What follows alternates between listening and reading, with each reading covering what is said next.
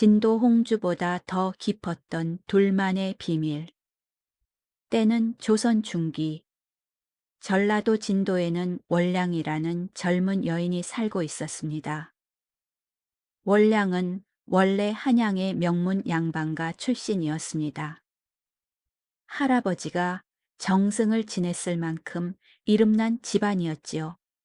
하지만 아버지 대에 이르러 집안 형편이 크게 기울었습니다. 아버지는 학문에는 뛰어났지만 살림에는 관심이 없었고 어머니는 일찍 세상을 떠났습니다.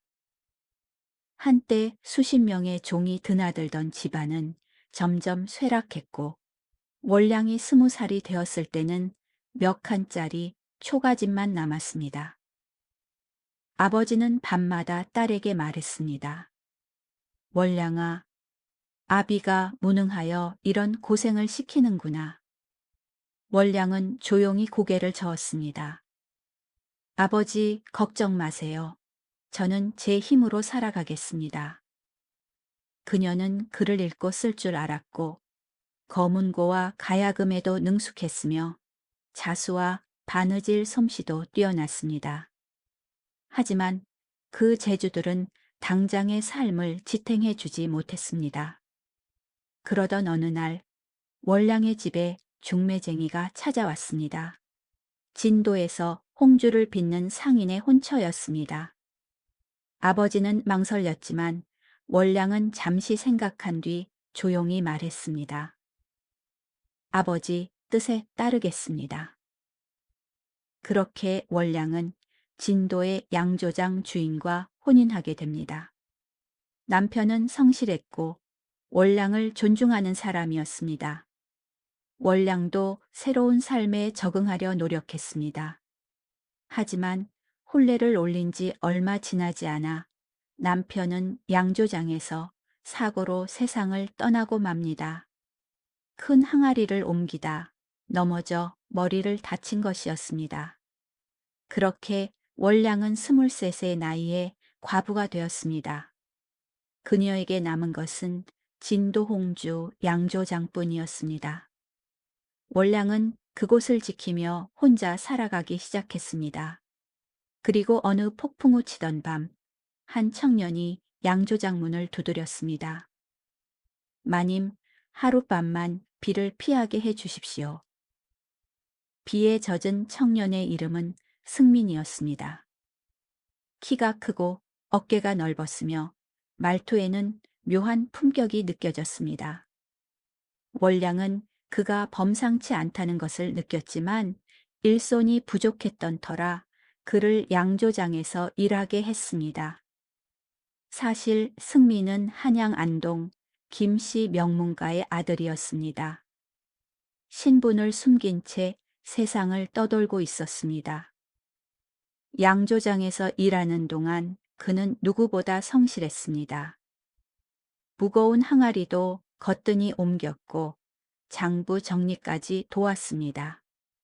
월량은 점점 그에게 마음이 향했고 승민 역시 같은 마음이었지만 서로의 입장 때문에 쉽게 드러내지 못했습니다.